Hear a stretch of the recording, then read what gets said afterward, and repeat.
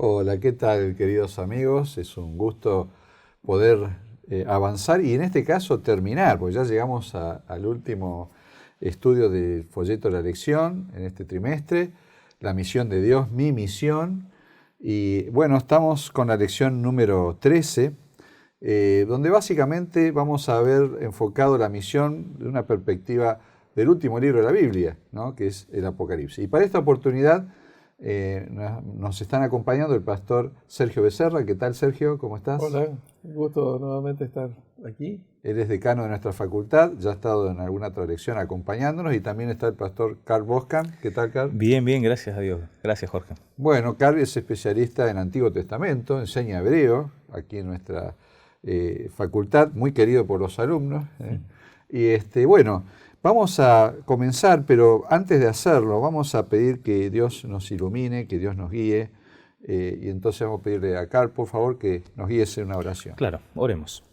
Querido amante Padre que estás en el cielo, santificado sea tu nombre, Señor. Estamos agradecidos una vez más por la oportunidad y el privilegio que tenemos de estudiar tu palabra. Queremos ser enseñados por el Espíritu Santo, queremos que tú nos ayudes y nos guíes para que al recorrer en tu palabra las verdades que has preparado para nosotros, podamos guardarlas en nuestro corazón y podamos ponerlas por obra también. Amén. Pedimos todo esto en el nombre de Jesús. Amén. Amén. Amén. Bueno, ya como decíamos, estamos ya hacia el final y arrancaríamos con Sergio. La pregunta es, ¿cómo evidenciamos que el Apocalipsis se centra en la misión de Dios en los últimos días, en la parte final de la historia, ¿no? Sí, la verdad que es interesante cuando uno piensa en el Apocalipsis, porque para la gente en general, Apocalipsis es señal de desastre, de alguna cataclisma. Claro. Pero desde el punto de vista bíblico y el significado de la palabra, significa revelación.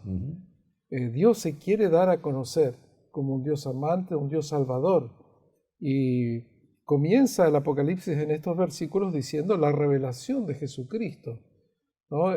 Que Dios se quiere dar a conocer a través de Jesús, y Él usa su ángel y también el testimonio de Juan, cuya misión es dar testimonio de la palabra de Dios y del testimonio de Jesucristo, ¿no?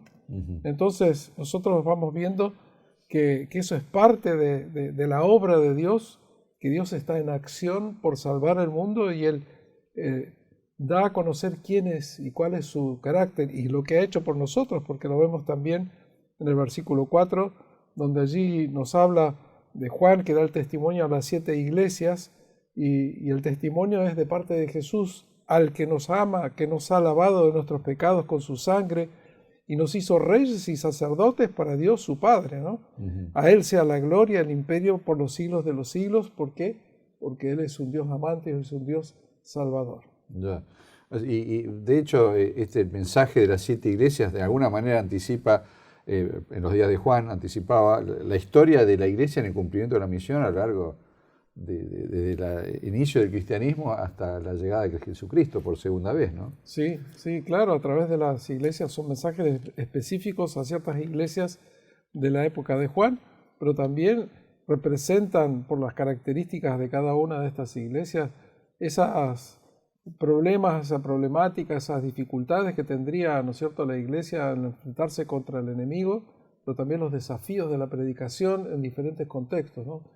Contra el imperio romano, un imperio pagano, un imperio violento, que persigue. Sin embargo, a través del poder de Dios pudieron ser victoriosos y el evangelio venció al imperio. Sí, totalmente. Y luego otros periodos difíciles como la Edad Oscura, durante la Edad Media, claro, donde el testimonio era muy difícil. Sí, intolerancia religiosa. Exacto, ¿no? Pero sin embargo, a través del poder de Dios, esos creyentes pudieron ser fieles y dar un testimonio de vida, y a veces un testimonio a través de su muerte.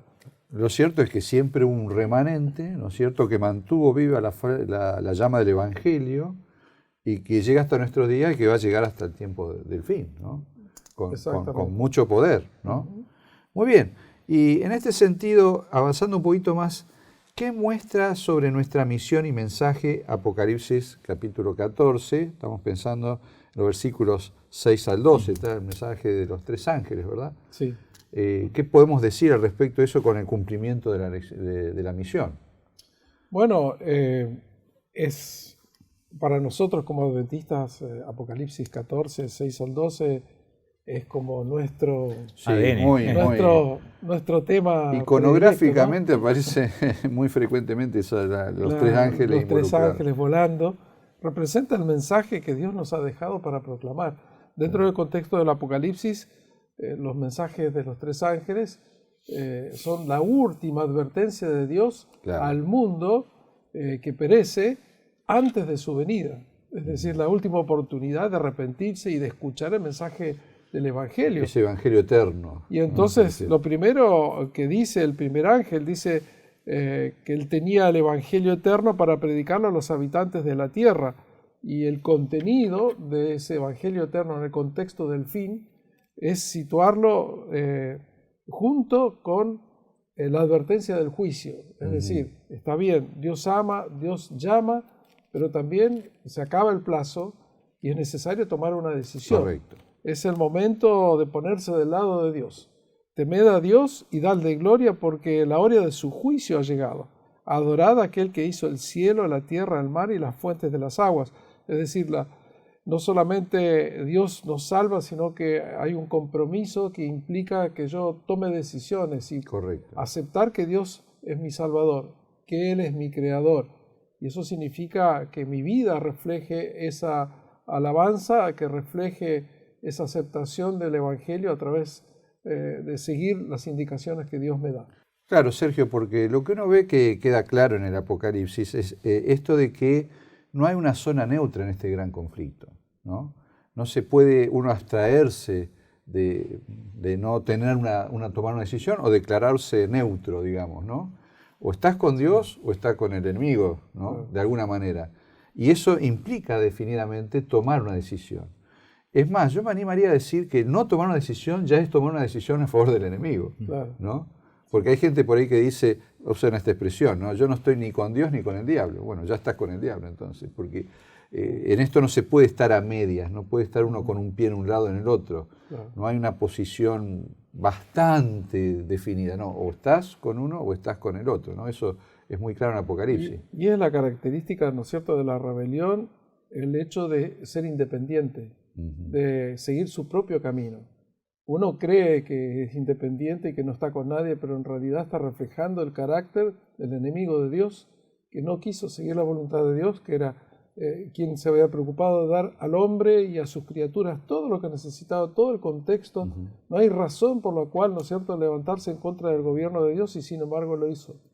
Y entonces aquí los mensajes de los 3 ángeles son muy claros en el sentido de hablar del Evangelio, pero también presenta el juicio y el hecho de que aquel, ¿no es cierto?, que se asocia de alguna manera con Babilonia, como decías, pretendiendo ser independiente o siguiendo ese camino, va a tener que sufrir las consecuencias que va a recibir justamente el enemigo. Va lamentablemente a ponerse en el lugar donde va a recibir los castigos. Claro. Y bueno, la voluntad de Dios es que todos vayamos al arrepentimiento y aceptemos el Evangelio. Pero lamentablemente el tiempo se acaba y es tiempo de decisión. Tomar una posición, no quedar indeciso. Bueno, avanzamos un poquito más, Carl, y bueno, en el contexto de la crisis final, de acuerdo a la palabra, somos llamados a predicar a toda nación, tribu, lengua y pueblo. Una pregunta sería, ¿por qué Dios considera a todos, ¿no? Todos son alcanzables, todos son, digamos, están dentro de la visión de Dios con respecto al tema de la misión y la salvación. Claro que sí, ¿no? Es interesante esa mirada donde Dios ve en el mensaje de los 3 ángeles, ¿no?, a cada nación, lengua, tribu y pueblo, ¿no? Es decir, esta manera de enfatizar de que en la diversidad de personas, de habitantes de este mundo, Dios tiene un plan para todos ellos, ¿no? Y la verdad es que esa es una de esas verdades que atraviesa la Biblia desde el inicio hasta el final, ¿no?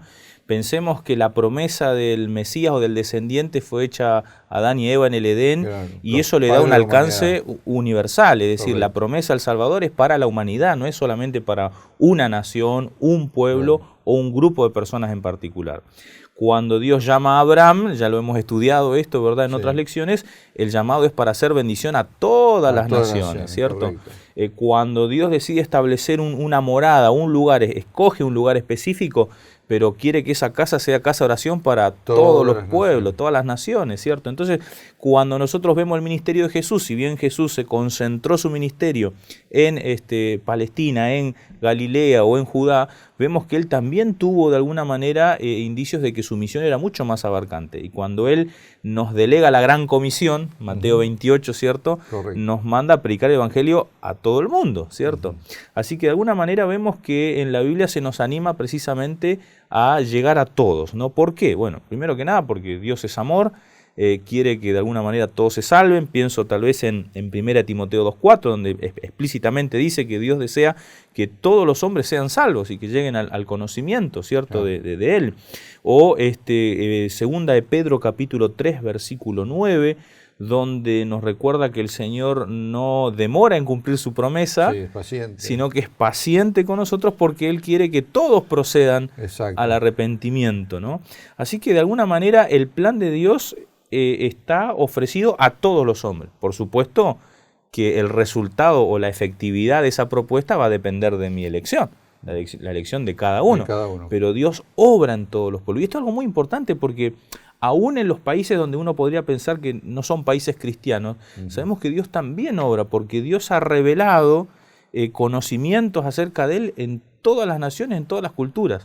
Claro. Y donde alguien sincero en ese lugar quiere encontrar más, indudablemente Dios va a conducir. Claro, ¿no? que esto nos lleva a un pensamiento con respecto a aquellas personas que nunca escucharon nada acerca del cristianismo, acerca de Cristo, acerca de la Biblia, acerca de la ley de Dios, que evidentemente serán, digamos, de alguna manera juzgados por Dios con otra perspectiva, digamos. Correcto. ¿no? Pero hay cosas que Dios ha puesto al alcance de todos, digamos. Hay una revelación general. Exacto. Que por un lado te lleva a pensar de que hay un creador, un originador de todo, y que yo soy parte de esa creación, por lo tanto tengo un compromiso con el creador. Después está la conciencia, ¿no? También Sí. el hecho de que hay principios éticos y morales que no hace falta ir a la Biblia. Todas las personas tienen ese concepto ya incorporado desde el momento de nacimiento, digamos, y en el contexto cultural también. Entonces, hay formas a través de las cuales Dios puede manifestarse a esas personas que están en una completa ignorancia y que también pueden acceder a la salvación. Correcto. O sea, habrá personas que se salvarán y no saben nada de Cristo, pero sí conocen algo del amor de Dios, ¿no es cierto? Y evidentemente Dios considerará esas situaciones, ¿no es cierto? Exacto. Él ya Las se ha revelado oportunidades, de ¿no? maneras que nosotros desconocemos, Él ya se ha revelado. Pero siempre que hay personas fieles o personas sinceras que están en la búsqueda de la verdad, Dios nunca lo va a dejar en su estado. Dios verá la manera de hacerles llegar más luz, nueva luz, Claro. para que ellos puedan conocer finalmente Claro, al porque Salvador, ¿no? El otro extremo sería pensar, bueno, como se van a salvar los que no saben nada, ¿para qué Exacto. le vamos a llevar la misión? Exacto. Y bueno, por el sencillo hecho de que se están perdiendo una cantidad de bendiciones por Exacto. no conocerla. Exacto. O sea, viven relativamente bien con lo que saben, pero podrían estar mucho mejor. Entonces yo, como iglesia, tenemos el deber de llevar el mensaje y de hecho la iglesia se transforma en una multinacional. Exacto. No está circunscripta a un país, a una raza, sino que es multinacional, multirracial, y eso creo que es una gran cosa de la perspectiva del cristianismo, ¿no? Que no deja a nadie afuera. Y también es un gran desafío, Jorge, También. porque si nosotros nos podemos a pensar si efectivamente hemos llegado a todos los grupos, a todas las lenguas, a todas las razas, a todos los pueblos, No. indudablemente tenemos un enorme desafío, ¿no? Si el mensaje tiene que llegar a todos esos lugares, hoy podríamos decir, todavía nos falta, todavía hay mucho por hacer por delante, ¿no? Entonces, tiene que alimentar nuestro sentido de misión, es decir, no nos podemos quedar quietos, no nos podemos quedar sentados porque hay una obra que cumplir, tenemos que efectivamente llegar a esos lugares. Está bien. Muy bien. Y Sergio, avanzando un poquito más. Bueno, el día miércoles aparecen una serie de versículos en la lección. Y bueno, ¿y qué nos hablan esos versículos acerca del carácter de aquellos que se convierten a la fe en Jesús, ¿no es cierto? ¿Qué cosas son características en esas personas? Ahora es muy interesante los textos, porque nosotros podemos decir que al convertirnos y a decidir seguir al Señor, nosotros somos pecadores, somos personas con muchos defectos. Pero sin embargo, la Biblia representa a los hijos de Dios, aquellos que le siguen, como una virgen pura, como alguien que realmente tiene una belleza moral impresionante. Pero tenemos que ser cuidadosos con eso, porque esa obra de cambio y de transformación es una obra que hace Dios. Y en eso tenemos que ser cuidadosos de no autoengañarnos, como dice la Biblia, ¿no? Y por eso algunos textos que son muy interesantes es Juan 10, 27, mis ovejas oyen mi voz y yo las conozco y me siguen.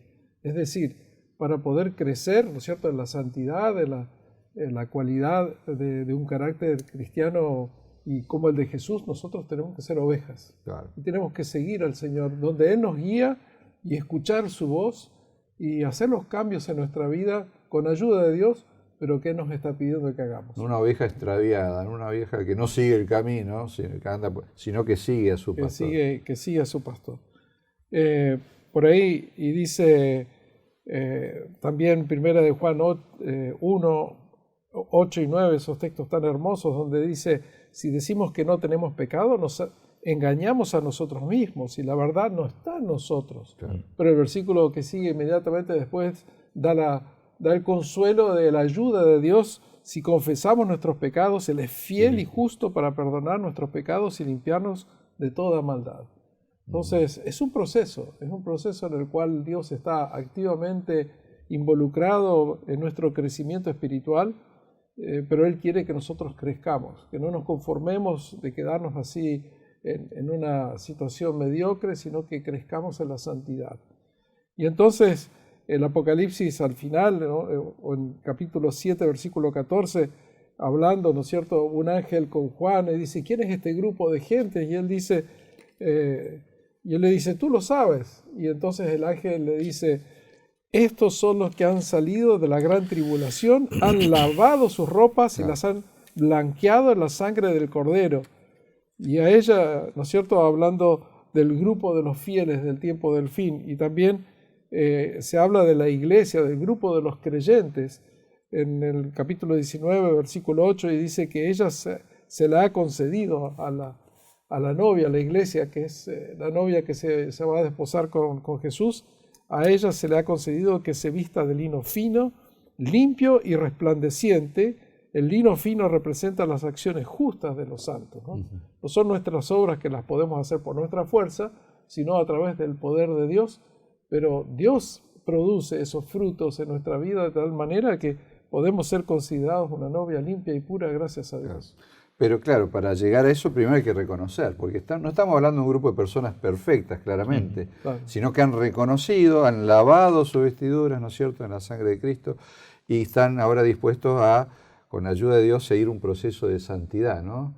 Que hablábamos al comienzo del estudio, esto de importante de reconocer a Jesucristo como nuestro Salvador y también como nuestro Señor, ¿no? El Señor de nuestra vida. Bueno, Carl, ya cerrando la lección, estamos llegando al final. Mi pregunta es esta: ¿la misión de la Iglesia es posible alcanzar? ¿O es como una serie que escuchábamos, Misión Imposible? Bueno, depende de qué óptica lo veamos, ¿no? De qué lado nos pongamos, porque uno se pone de la óptica humana y la verdad que es una tarea casi imposible, ¿no? Porque nacen más personas en este mundo que las que somos capaces de alcanzar, porque no tenemos presencia en todos los pueblos, lengua, tribus del mundo, porque la cantidad de desafíos que enfrentamos hoy en día son tremendos, los recursos que tenemos no son suficientes. Bueno, muchas cosas podríamos señalar. Pero si miramos la óptica divina, la óptica de Jesús, Él nos ha prometido que esto se va a cumplir. Estoy pensando en algunas referencias bíblicas puntuales, por ejemplo, Mateo 24:14 dice, será predicado el Evangelio a todo el mundo por testimonio a todas las naciones. Lo dice casi como si fuera un hecho, ¿no? Es una posibilidad. Exacto, va a ser predicado el Evangelio, ¿no? Porque Dios es el encargado de la misión es de Dios, ¿cierto?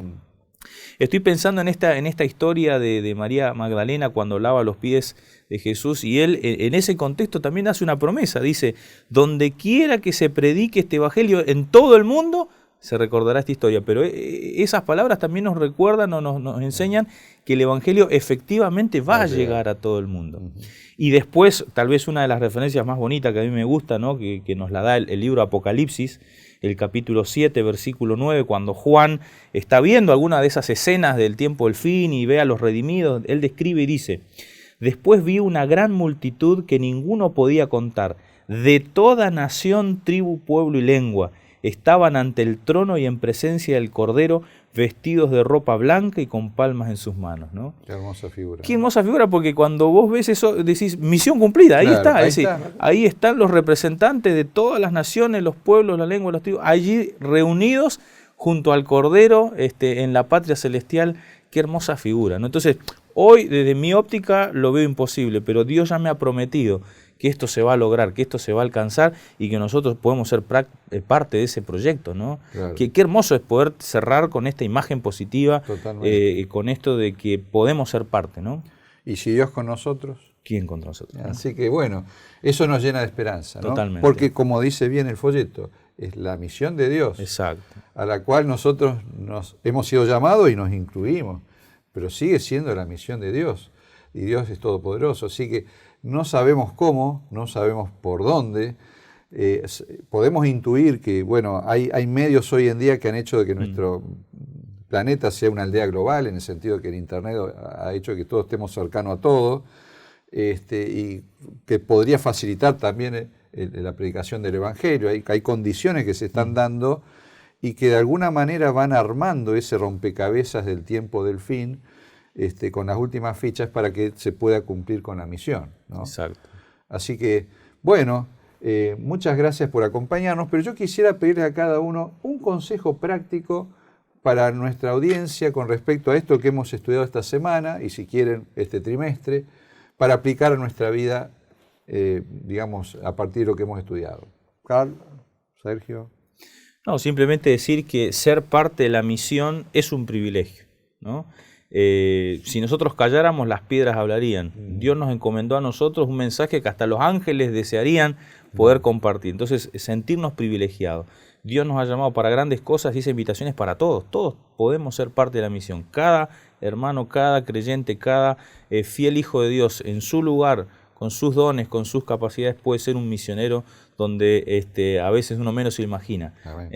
Que el Señor nos use, ¿no? para cumplir esa misión. Muy bien. Sergio. Y ser proactivos, es decir, tener un plan. ¿Qué puedo hacer yo?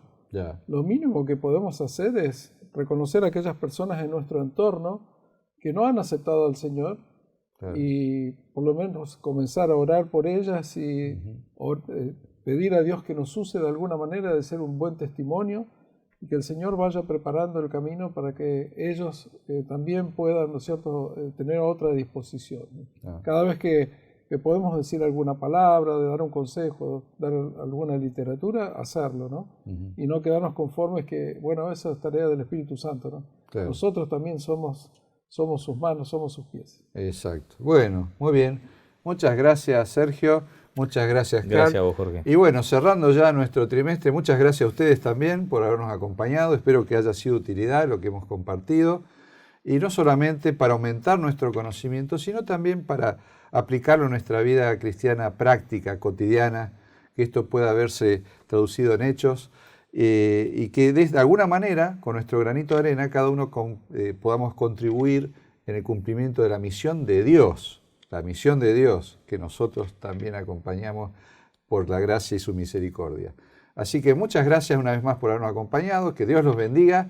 Y esperamos reencontrarnos alguna vez, quizás con el repaso de alguna otra lección. Desde la Facultad de Teología de la Universidad Adventista del Plata, le deseamos que Dios los bendiga mucho y que podamos reencontrarnos llegado en algún momento. Que Dios los bendiga.